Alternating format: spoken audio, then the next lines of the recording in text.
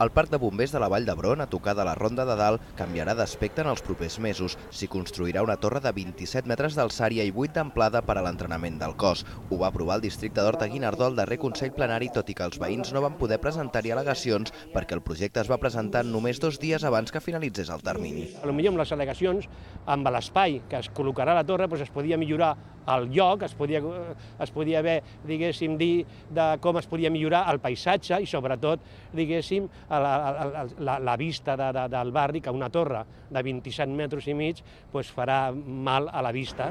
No s'oposen a la torre, només qüestionen si no seria millor un altre lloc on ubicar-la i demanen que l'impacte visual de l'edifici sigui el menys invasiu possible. L'Ajuntament adverteix que el projecte és necessari respecte a l'edificabilitat del terreny i que ja hi ha altres edificis alts a la zona. Els ha assegurat que vetllarà perquè quedi ben integrat amb l'entorn. Aquesta construcció es durà a terme íntegrament en els terrenys del Parc de Bombers, amb l'edificabilitat que està prevista. Evidentment és una torre i tindrà un impacte paisatgístic que intentarem que es moderi tot el possible.